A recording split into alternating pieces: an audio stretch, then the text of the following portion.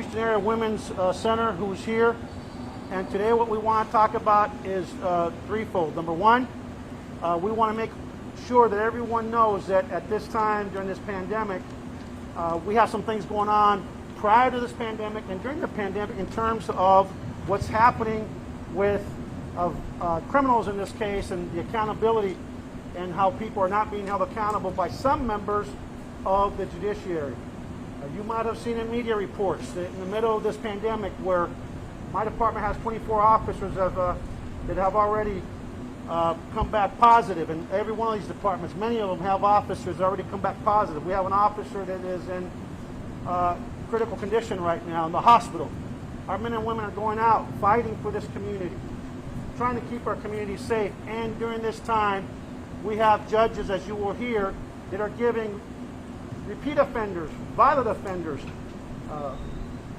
people that, here we are with our Human Area Women's Center where we know that domestic violence is going on, that it's going up. We know that they're giving a $10 bond to a suspect who committed a domestic violence at a time when we need to, more than ever, protect our community. And this is not just during this, but it's been going on for a long time.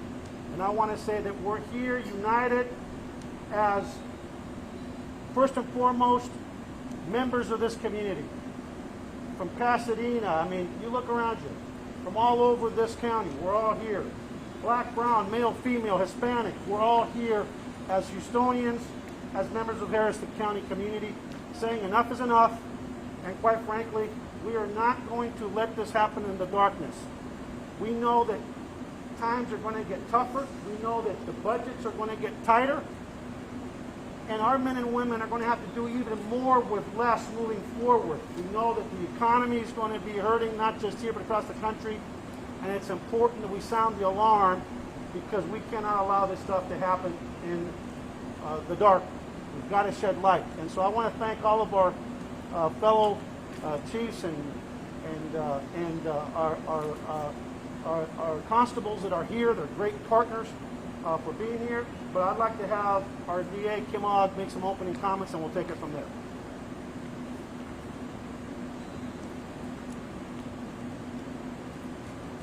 Good afternoon. I'm Kim Ogg. I'm the Harris County District Attorney. Chief Acevedo, thank you for inviting me.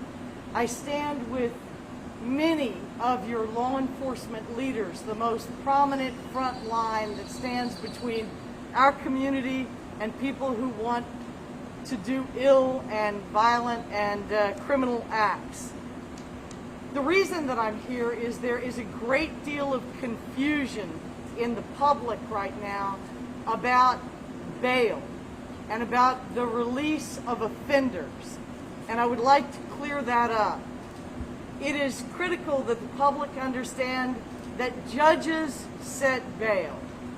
This is the judicial responsibility that they enjoy. We, as the district attorney, present evidence gathered by these first responders at the time of arrest about a person's dangerousness. At the same time, the public defender or private counsel urges evidence about their clients in favor of bail. So we hold hearings daily, virtually, on a 24-hour basis that give people the opportunity for judges to set bail. And this determines who will be released.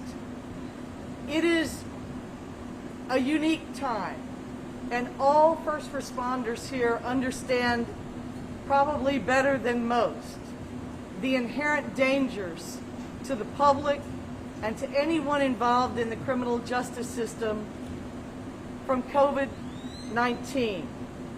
We are all in agreement that the jail should be utilized only for people who are too high risk as pretrial detainees to release into the community. So everyone here is in agreement that compassionate release is appropriate when people pose no significant public safety risk to the public. But it is not appropriate, we believe, when there is a substantial risk to the community. Because the public has great concern about the release of violent offenders, we want to be transparent, and we want our courts to be transparent.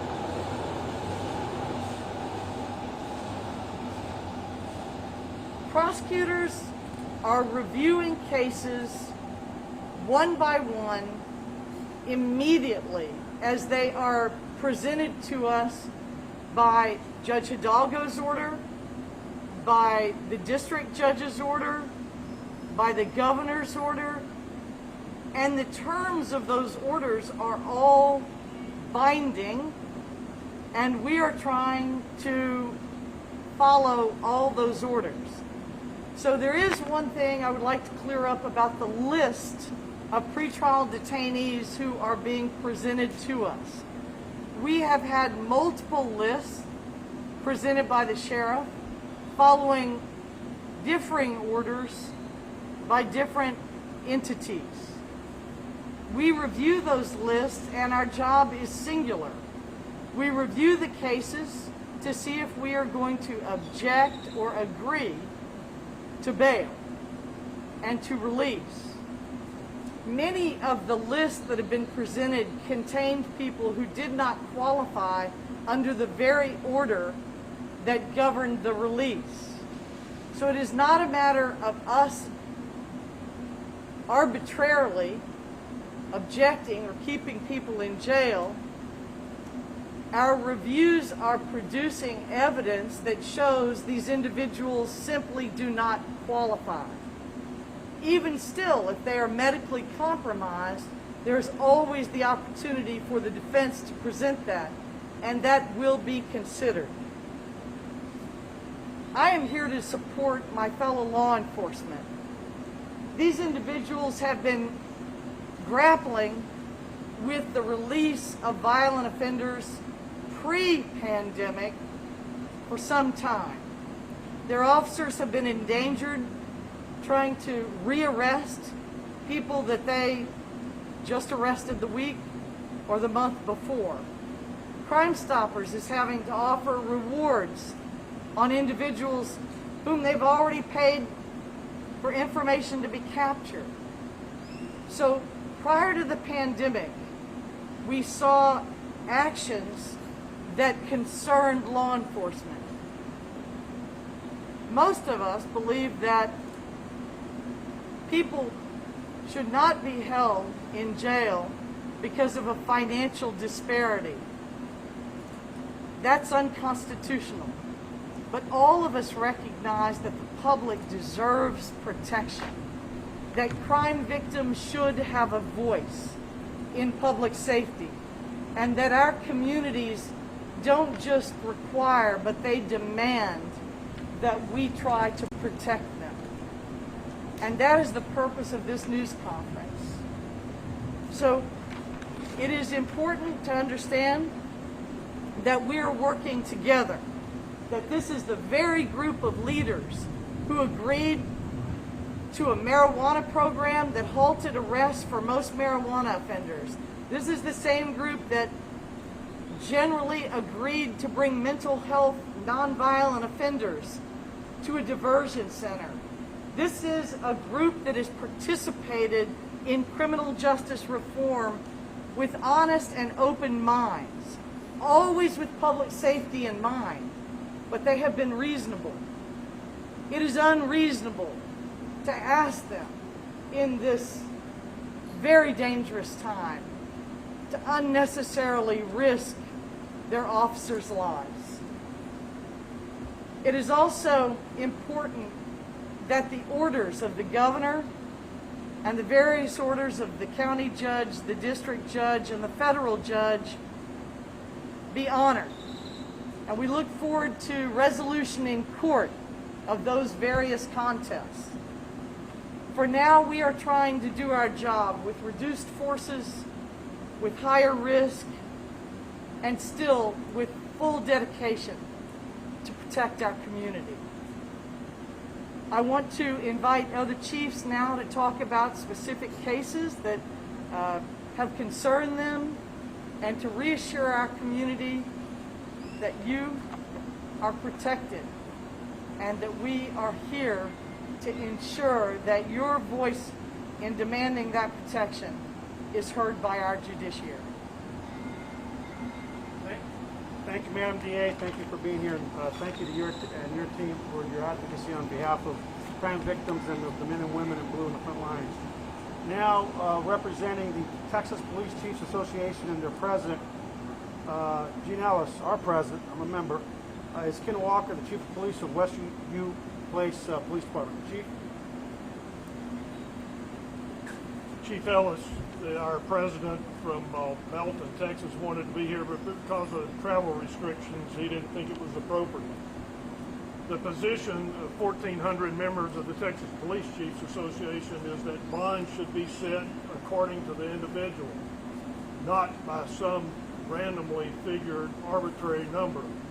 We believe that the criminal history, the violence of the suspect needs to be taken into account, and also if a person is a habitual offender, that needs to be taken into account.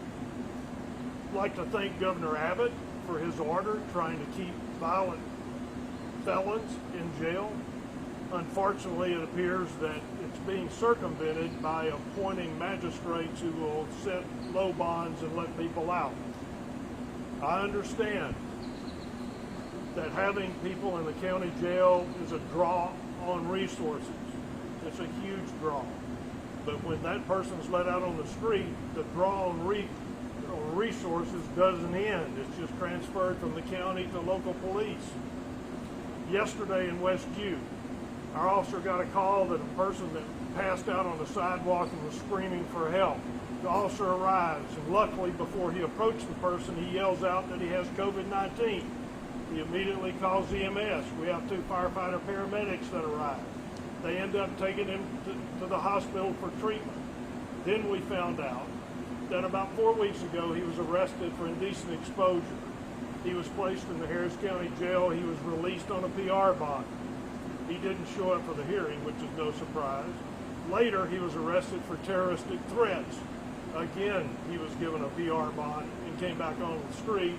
And now I may have a police officer and 2 firefighters that have been exposed because he wasn't in a safe place. I want to say one thing. Thanks to all the men and women in law enforcement. They are out every day, no matter what the crisis is, doing their duty. And I'm so proud of it. I can only hope that others involved in the criminal justice system will do their duty also. Thank you, Chief, and thank you, TPCA, for helping us put this together as a region. And now the president of the Houston Area Police Chiefs Association in Deer Park, please welcome Chief Greg from Deer Park.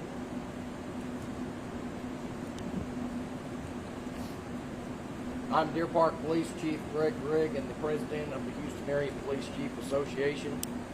The members of the Houston Area Police Chief Association strongly oppose the actions of the magistrates and the judges engaged in the release of burglars, repeat offenders, and violent felons on bonds as low as $1.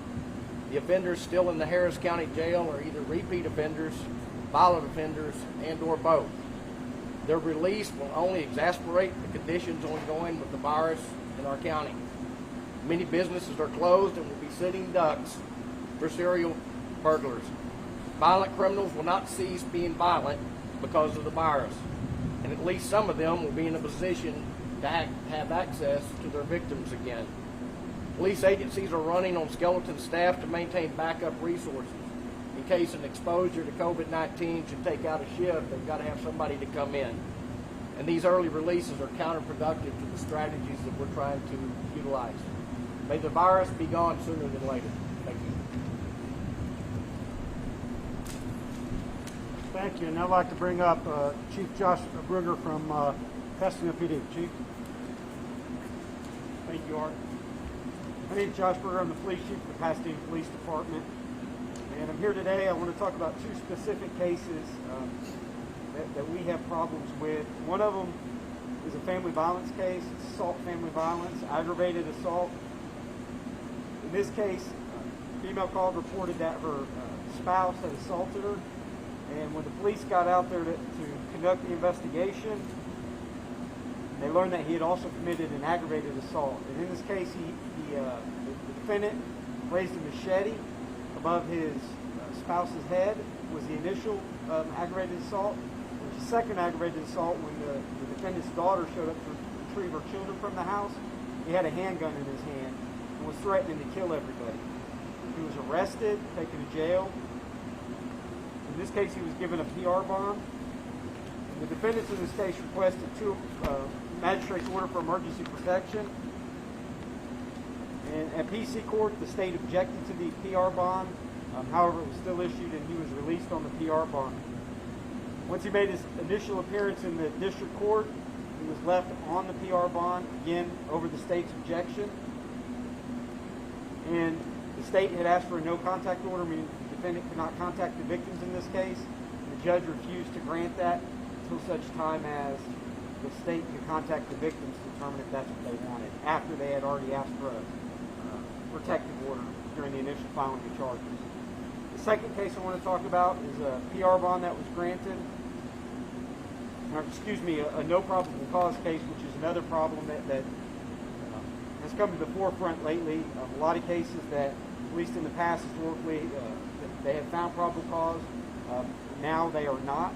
In this case, officers were dispatched to a physical disturbance. There was a witness, or the complainant said her fiance and her had gotten into a fight due to him talking to other women. There was a third-party witness who saw the defendant hit the complainant in the back of the head and push her forward, causing her to hit the wall.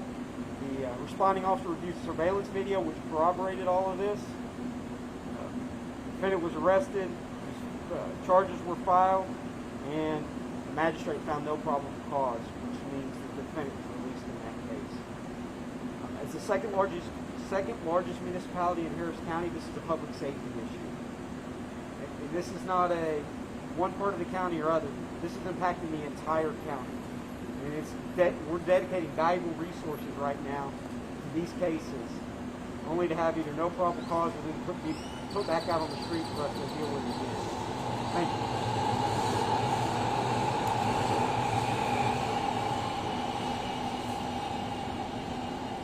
And Chief Holloway from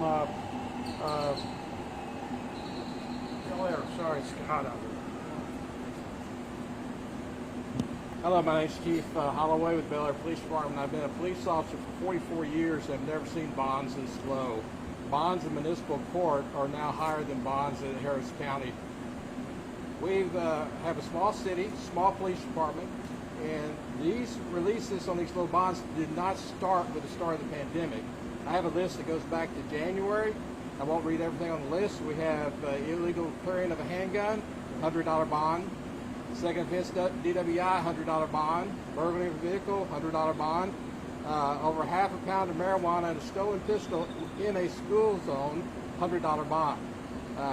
This is very serious. These people have a reason for being out there with guns and drugs, and they just have to get caught and charged on other offenses and not their original intent. Thank you so much. Thanks, Chief. Anyone here from Constable Precinct 1? You want to speak? Chief Constable Diaz from Precinct 2. You don't want to speak? Okay, Precinct 2. We can just go down to Precinct. Good evening. I'm Harris County Constable Christopher Diaz, and we're here today to unite with the rest of our law enforcement to make sure that our public is safe in better ways than one. And it's good to be united with everybody that's here today. And I'm going to talk on a case where the defendant struck the complaining witness while the complaining witness was parked at a red light. The defendant then continued to drive, followed the defendant. Officers arrived, made contact with the defendant, and the defendant admitted to drinking 8 to 7 drinks. Then he agreed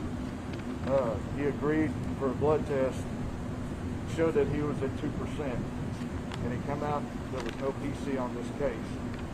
So we need to continue to overlook these cases and make sure that we're doing the right thing.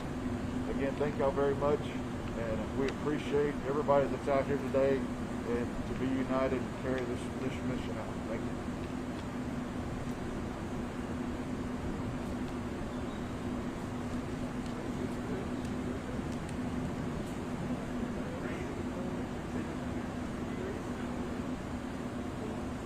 I'm Mark Herman. I'm the constable up in Precinct 4. We're responsible for 522 square miles up in North Harris County. I'm not going to go into cases that we have because we have hundreds of cases that have been dismissed and folks have got $1 bonds. For us to be going through a COVID-19 pandemic right now and all these leaders are here, folks, we got a problem. We got a huge problem. And I'll put it to you the best way that I can. We have magistrates and judges that are slapping the men and women of law enforcement in the face every time they make an arrest. They're making a mockery out of the great work that many of our law enforcement agencies do. And there's a big problem. There's a train wreck coming for Harris County if we don't change what we're doing at that tier. We're dealing with second, third, fourth time offenders getting out of jail. And in my 34 years, I have never seen so many suspected criminals on our streets, ever. We are dealing with it the best we can. But I am here today very proud to stand with this group. And at the end of the day, I'll be able to say, hey, I did my job. But thank y'all very much for coming out. My name is Ted Heap. I'm the constable of Precinct 5. Chief Acevedo started by pointing out all of the different uniforms around here. And what is really amazing is that you have all of these different departments. You have men and women. Some have met each other. Some know each other very well. A lot of us don't. But we have one thing in common, that we all took an oath to protect the people that we swore. The Precinct 5, we have 1.2 million people that I take an oath to. I take an oath to be able to protect those people. And in 37 years of law enforcement, I've never had a challenge like we're facing today. I wish I could say it's all about the personal protective equipment and the disinfectant. That's a huge part of it. But it's also about what's happening in our judicial system, the additional burden that it's putting on us as law enforcement officers. When we have to be able to go day after day and talk to young officers about, they're going out, they're putting their life on the line, they're doing things, they're just scared to death to be out there. And then they turn around, they do a follow-up, and they find out that the person that they put in jail was turned around and released again. And then as Constable Herman said, we see him again, we see him again, we see him again. How are we supposed to be able to do our job? How are we supposed to be able to keep our people motivated? How are we supposed to protect the people that we swore to protect if we're fighting judges, if we're fighting the magistrates? Magistrates who were not elected, magistrates who were appointed, magistrates who decide, and for a minute you be the judge, you be the magistrate. The suspect was caught trespassing at a convenience store and also found in possession of crack cocaine and marijuana. He was charged with possession of a controlled substance. The judge Gaunt dismissed this charge for lack of probable cause. Now, at that time of the arrest, this defendant was placed on deferred adjudication for a family violence charge that had come earlier. He committed that charge in the previous year. He'd also been arrested an additional time for interfering with the public duties during a trespass investigation back at the same location. The same business owner was terrorized again by this individual. And although that this person was found that probable cause existed in that 2020 case, it was brought back before another magistrate who later dismissed the case for lack of probable cause. So we have our judges and our magistrates who can't agree with each other. These suspects are committing their crimes. There's no reason why they shouldn't come out and continue to do what they're doing. And as law enforcement officers, we're fighting this battle every day. No jurisdictional boundaries, no difference in uniform colors. It doesn't make a difference how many stars, bars, or if nothing's on our sleeve. We're all out there doing the same thing. And we need the public to know what is going on in the battle that we're fighting. You're going to hear a lot more cases from some of these other officers. I'll share with you.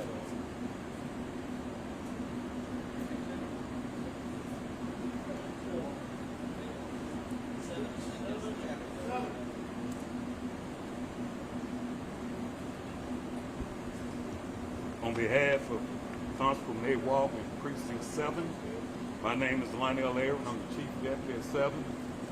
I came to Last name highlight again, sir? Aaron, Spell that one. Aaron. I come to take issues with the David Cruz case. David Cruz was arrested for murder. He has a history of violence.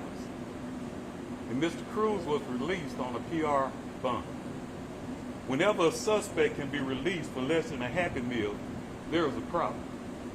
Some police officers in the community, as well as the witnesses in this case, are at fear because this suspect has been released on a PR.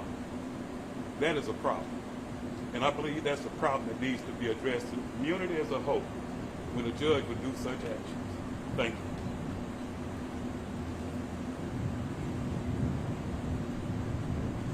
Good afternoon. My name is Phil Sandlin. I'm the constable for Harris County Precinct 8. I stand with my law enforcement partners behind me, opposing the low bonds, also the reduction in bonds of these defendants that are arrested.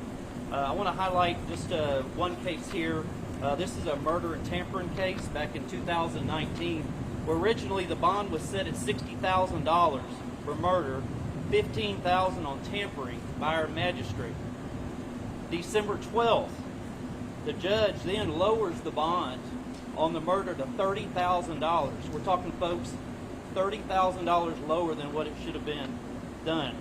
And then again, didn't touch the tampering, but then back in March, goes ahead and gives this defendant a pretrial release bond to be released out into society. If that is not a slap in the face to not only the victim, but now we've got the individual that's been released back out into our society. Unfortunately, law enforcement may come into contact with this individual. And what I'm real concerned about is our law enforcement officers, that their safety out here when they're having to deal with these suspects again out here in society.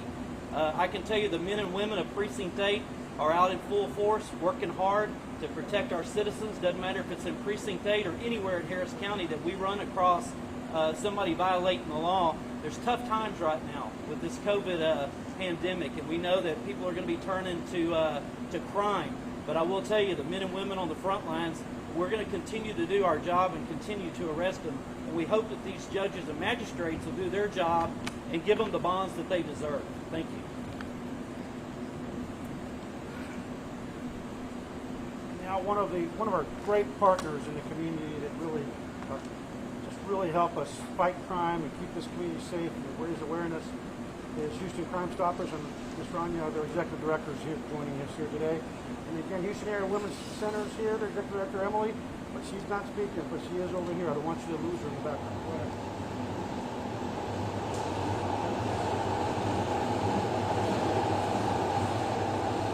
Thank you, and good afternoon again. My name's Rania Mankarios. I'm CEO of Crime Stoppers of Houston. And I'd like to use my short time with you today talking about the concerns of the victims, community members, business owners, and residents in light of the current events involving crime, the criminal justice system, and the COVID-19 outbreak in our area. I'll begin by saying that we follow and support the work of our leaders. And while understanding that nothing is perfect, we have traditionally trusted that the spirit, focus, and intent of the criminal justice system is undoubtedly on the side of victims and justice. Recent events have caused our trust in that to falter, leaving many asking questions.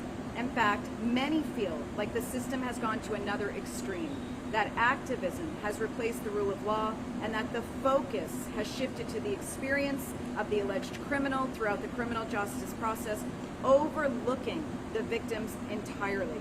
In many cases, this shift has not only placed law enforcement at increased risk, but has set additional community members up for victimization and allowed for the re-victimization of those already suffering. We also fear that it's sending another message, that our city and our county is just weak on crime. A look at what recently has happened in Harris County sadly substantiates our concerns. Many of us supported the federal court's decision on misdemeanor bond reform. While the community takes issue with its expansion of that decision to grant PR bonds to felony cases, we are also noticing a terrifying cycle. We have been watching this all year, one where violent felony crimes are committed, law enforcement risks their lives making arrests, the DA files charges, but the suspects are released on PR bonds or extremely low bonds. In many cases, the leniency that they are shown only emboldens them, directly placing the community in increased danger.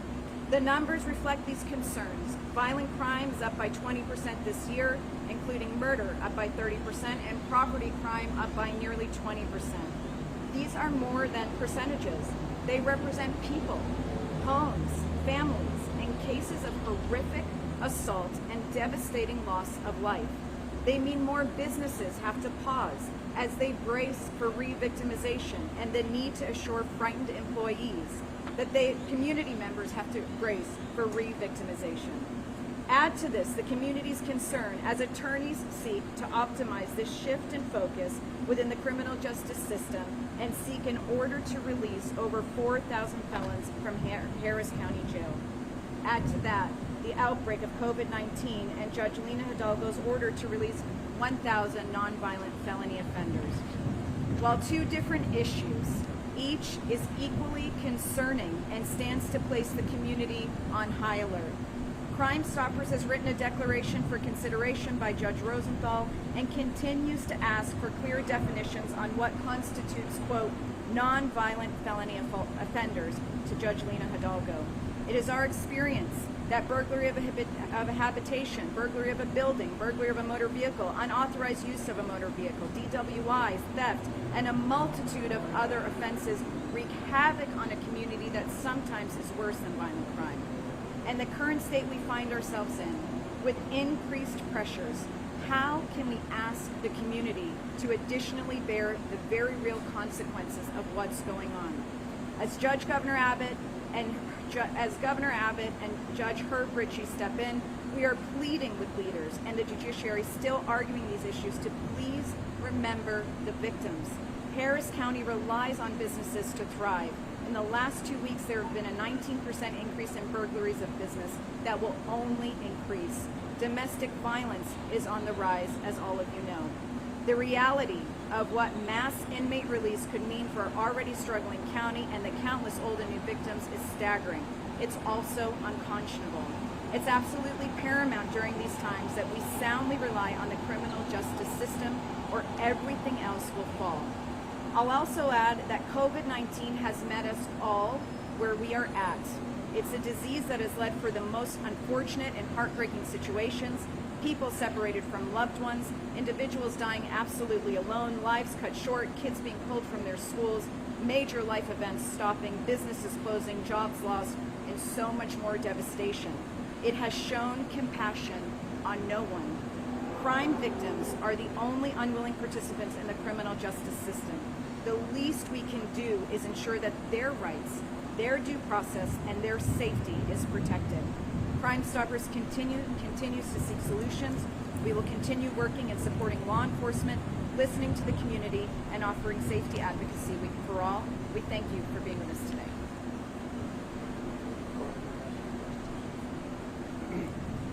Well, as you can see from this presentation today, it is a unified front, and I don't think that this group of law enforcement executives' commitment to criminal justice reform and smart policing and appropriate policing and measured policing should be confused with weakness. I mean, think about it. In late 2016, when I first got here and joined this great community of law enforcement professionals, our jail population was over 10,500 at the Harris County Jail. That was just a short 3 years ago. Today, as of March 6th, that population was stood at about 7,600. And that didn't happen by happenstance. That was a thoughtful community of law enforcement professionals, led by Kim Ogg and all these chiefs and constables that you see here, that supported diversion programs for marijuana, that supported diverting people with mental illness to the Ed Emmett Center right down here. But we don't support coddling violent criminals. Right now we have a little 5-year-old boy who's clinging to life if he hasn't passed yet, is not expected to live, because some fool starts shooting in a parking lot of the apartment complex, and that little boy shot in what should be the sanctity of his own apartment. And we stand for those little boys and those little girls that are being victimized, or the families that women that are being abused that call in. But think about what's left now as of March 6th. Out of the 7,612 inmates left at the county jail, 205 are misdemeanors. Of that, 205 misdemeanors have 65 who have holds from someone other than Harris County. That means they might be here for misdemeanors, but somebody else wants them for more serious business somewhere else. 59 of those have assault family case, 14 assault cases, 11 violation of protective order. Think about the chilling effect it has on the victims of crime when they get a protective order. That protective order is violated and there are no consequences. Think about that person, how much they get emboldened because there's no consequences. The rest are 7,407 felons, 2,529 have holds, 726 are aggravated robbers, 487 aggravated assault with deadly weapon, 433 aggravated assault, family violence, 371 motion to revoke probation or deferred, 253 murderers, as we know.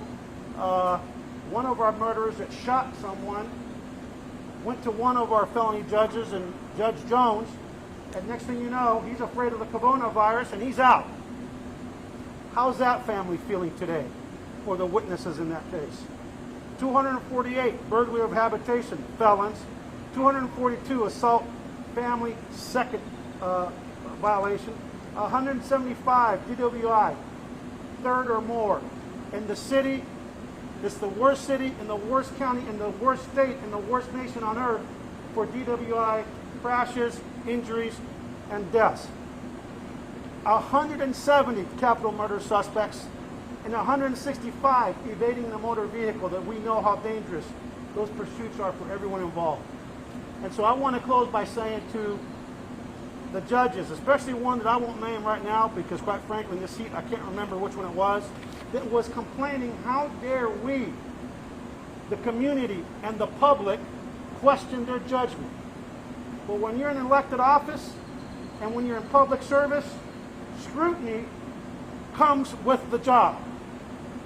And as much as these judges at the court, some of them, don't want the public to know how they're coddling violent criminals, this group that you see here will make sure that we shed light. We will start providing information. I know that there's a website coming for the community to see, where they will see these no probable cause, where there's all the probable cause in the world, and some of these misdemeanor judges and magistrates are kicking them out. Where we will take out the people who are going to post this, what is not public, but the facts will always be public, and we'll let the public, we'll let them make the judgment as to what's going on. And so with that, again, we're going to let them know when somebody gets $10 bail for a violent crime, or when somebody's on probation or on bail, goes back to the same judge for the same type of crime, and there are no consequences. Don't even bother revoking them. It's ridiculous. So again, I want to thank the best group of law enforcement executives, I think, in a region, the most unified, for inviting me, TPC, and everybody else. And we'll open up the questions to anybody, and we're all available for questions. Any questions? What do you hope Judge Rosenthal does here in an hour and 15 minutes on the telephone? I hope that Judge Rosenthal will, I think we all do, will issue a ruling that you can't have broad brushes, you can't have broad strokes, that law enforcement agrees with the misdemeanor litigation that, generally speaking, people should not be behind bars simply because they can't pay a bail. But they should remain behind bars based on their threat, an assessment of the threat to the public safety, on the threat of recommitting an offense, and on the assessment of flight, risk of flight. That's truly what should be done. And the best indicator of future behavior is past behavior. And God forbid that we let murder suspects out on low bond, which is happening in this county, so then they can murder someone else. Or we put them on an ankle bracelet so they can cut it, and then one weekend last summer, you guys remember that? One guy, multiple murders in one weekend. So we hope that it's a thoughtful decision that weighs public safety first and everything else after that. At least that's my perspective. I don't know what everybody else feels. Well, Chief, anybody who wants to answer this in terms of what order Judge Rosenthal may or may not issue today about that, how do you speak to those individual judges, the ones that you say are getting around by giving ER bonds, $1 bonds, $5 bonds, because those are individuals, and the individuals are elected in some of these cases. How do you reach those individuals? You could hear the question. Yeah, that's fine, that's fine. How do you reach the individual judges? You have whatever ruling Judge Rosenthal may or may not give today. How do you reach the individual judges? The ones who give the $1 bond, the $5 bonds, because in some of those cases, they're only answerable to the people who elected them. Turn the light on. It's part of your duty to educate people in Harris County what's going on. And I would think that instead of a broad brush and a broad order, that every case is held, is weighed individually with an individual hearing, and that judges make transparent decisions so we all know and the community knows what the decisions are that are being made. I think that's really important. Anything else? Chief, on the 5-year-old you brought up who are now Huh? He has passed. I just got word that he has passed. May he rest in peace. Thanks, Troy. Sorry to hear that. And with that sad news, Chief, has anyone been arrested? Are you looking for anyone? And how is the pandemic affecting the service? No, pandemic's not stopping us. We have a person of interest. We are looking for them, and we are going to bring justice to that family. But we've been silver lining in some of these cases with these young children who have been shot in our city in the last couple of years is, without exception, we've been able to bring charges and hold people accountable thanks to our partners from the VA. Do you want to say anything else, Kim, or are you good? And finally on that, do you believe that shooting is gang-related and or this child was targeted? No, I don't think the child was targeted. But the bottom line is we have too many children that are being injured in this county, whether they're poor, whether they're rich, whether they're white, black, brown, north, south, east, west. They want their families to be safe, and that's who we're going to come to work for every day and speak out for.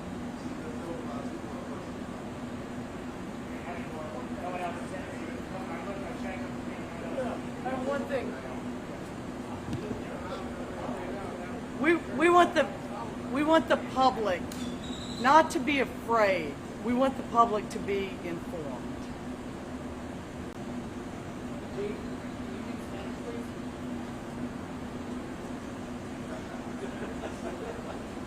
We'll do it very quickly in Spanish. If you ain't Nurses, do you believe there's a public health crisis inside the jail?